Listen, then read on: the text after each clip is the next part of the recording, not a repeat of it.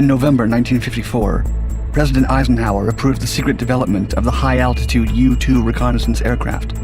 A remote, covert location for its training and testing was needed. That place was found in the southern Nevada desert near a salt flat known as Groom Lake. Known by its map designation as Area 51, the site became a top-secret military base. It's also been referred to as Watertown Strip or Dreamland. And within the intelligence agencies, the area was named Paradise Ranch to encourage workers to move to, quote, the new facility in the middle of nowhere, as the CIA later described it. The U-2 spy plane, the SR-71, and the F-117A stealth fighter, all these secret projects were flight tested out of the facility at Groom Lake. Numerous other black projects are rumored to have been flown out of the base. It was so secretive that the CIA only acknowledged its existence after a Freedom of Information request in 2013. Breaching this area is thought to be impossible.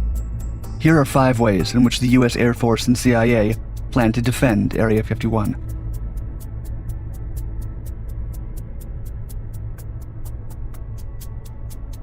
Secret sensors. Sensors proliferate all around Area 51's perimeters. These electronic devices are connected by underground cables, packed in a rugged case, and buried in the dirt. The sensors act individually and collectively as a surveillance system. Similar devices have been spotted in the area in the early 1990s. They were crude and bulky, stashed in the bushes, and easily spotted.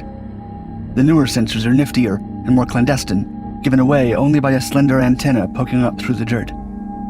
It's believed that each device is coded with a 3-digit identifier that can be read off an internal dial and correlate with GPS coordinates. Some of the sensors are located miles from the facility. Chuck Clark is a well-known Area 51 investigator. He and a friend were able to track nearly 100 of these sensors back in 2003. Clark even led a news crew from Las Vegas's KLAS television station into the desert and showed them some of the road sensors. The following week, FBI and Air Force agents raided Clark's trailer home in Rachel, Nevada, and carted off his computer and photographs.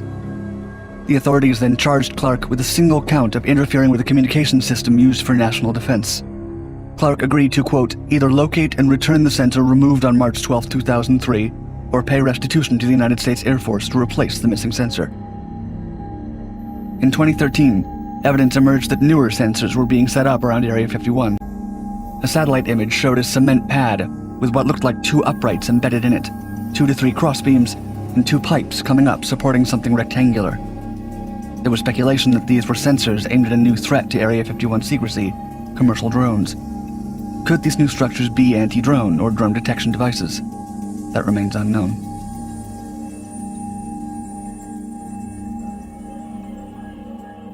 Camo Dudes.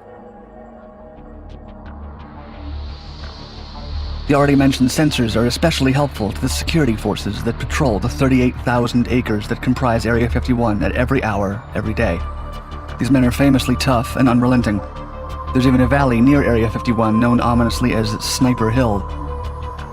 Signs everywhere around Area 51 warn that security can use deadly force against intruders. These security forces are dubbed the Camo Dudes, thanks to the military-style camouflage clothes they always wear. What may be surprising, given that Area 51 is a top-secret government facility, is that the Camo Dudes are not members of the U.S. military or the U.S. government. They're essentially private security guards. Area 51's Camo Dudes are employed by AECOM Corporation, a large, very secretive government contractor. AECOM refuses to either confirm or deny that the corporation is a supplier of Camo Dudes to Area 51. But it is. Camo Dudes have plenty of equipment to spy on outsiders.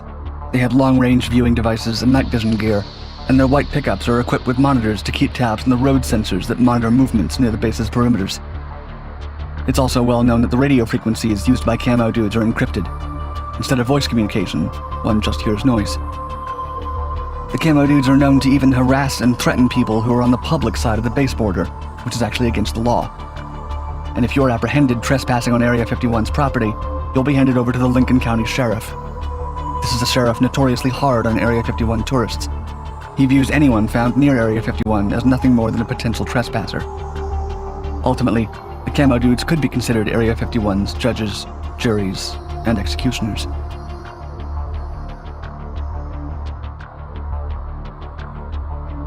Janet Ayer, the world's most secret airline. What does a name like Janet have to do with the gung-ho Camo Dudes of Area 51? Many of the Camo Dudes live in Las Vegas, the nearest large city to Area 51. Those who live in Vegas have to be flown in and out of the base. Enter the secret Janet flights, which shuttle Area 51 employees back and forth on a daily basis between the facility and a hidden terminal at McCarran International Airport in Las Vegas. It's believed that Janet stands for just another non-existent terminal. Airline call signs fall into two categories. Some are simply the airline's name, like Alitalia 726 Heavy or American 417. Then there are those with more elegant call signs, like Speedbird for British Airways flights, Shamrock for Ireland's Aer Lingus, or Springbok for South African Airways. And then there's Janet. It's a call sign shrouded in mystery. Janet is an airline that isn't really an airline at all, and with a fleet that bears no logos. It has a fleet of a half-dozen nondescript Boeing 737-600s, plus a few Beechcraft 1900s and King Airs. Its Boeing 737s were previously flown by Taiwan's carrier, Air China, and are painted white with a simple red stripe along the window line. Other than a civilian N number registration, the planes have no other identification.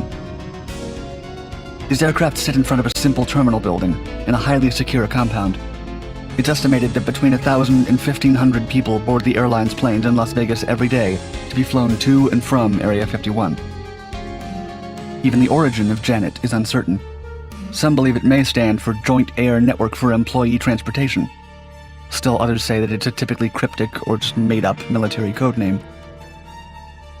Others believe it was former Area 51 Commander Richard A. Sampson who picked his wife's name to identify the commuter planes that ferried workers in from Las Vegas and Burbank back in the late 1960s. The homie Janet call sign simply stuck. Janet is now run by the aforementioned giant government contractor AECOM. In 2018, AECOM posted a job opening for First Officer Co-Pilot Las Vegas, Nevada in the company's government business line. The preferred qualifications for the position include Boeing 737 type rating and Boeing 737 experience. Candidates also need to, quote, qualify for and maintain a top-secret government security clearance and associated work location access.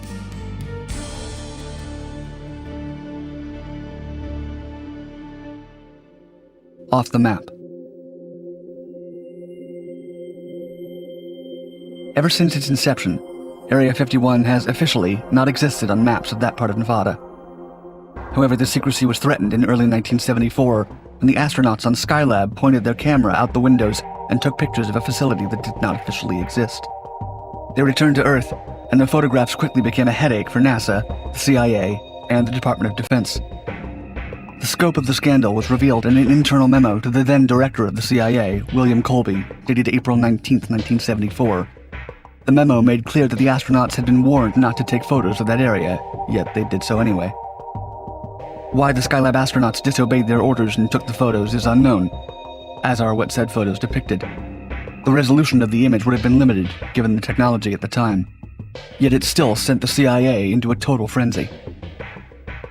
More recently, it was found that even Google Earth chose not to provide satellite images of the facility for 8 years, between 2008 and 2016. Investigative reporters Brendan Byrne and Dhruv Mehrotra of Vice undertook an investigation into how this happened, which they called, quote, a blind spot from the all-seeing corporate monolith continuously mapping the Earth. The authors tried to ascertain the mechanism used by Google in conveniently ignoring Area 51 for 8 years. They were able to acquire one of the images of the dry lake bed from a satellite imaging company for $1,984.50. Google Earth is essentially a mosaic of tiles assembled from aerial and satellite photos. These are often provided by local and federal government, as well as Google itself. Google Earth denied that it somehow censored the area in Nevada. It stated to the authors that, quote, our satellite imagery is licensed from third-party providers who are commercially available and are not the property of Google. We update imagery by prioritizing areas that are most popular with users while complying with local and federal laws.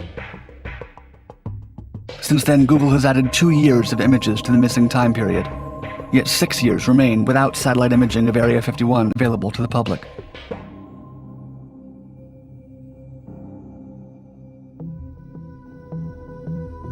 Firepower, black helicopters.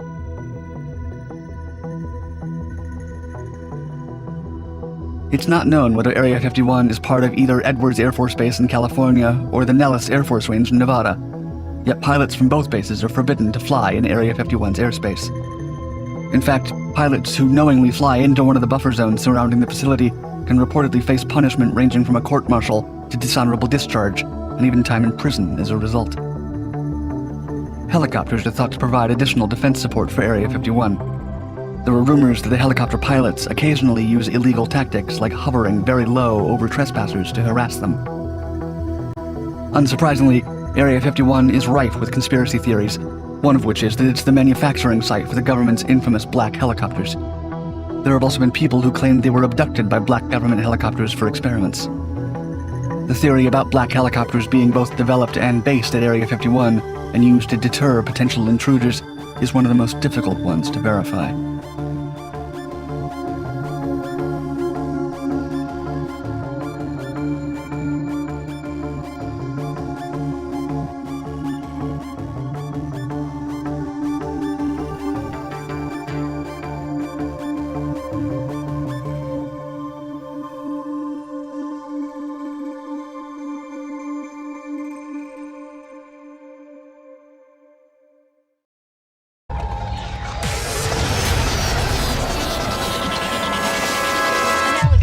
For a more civilized age.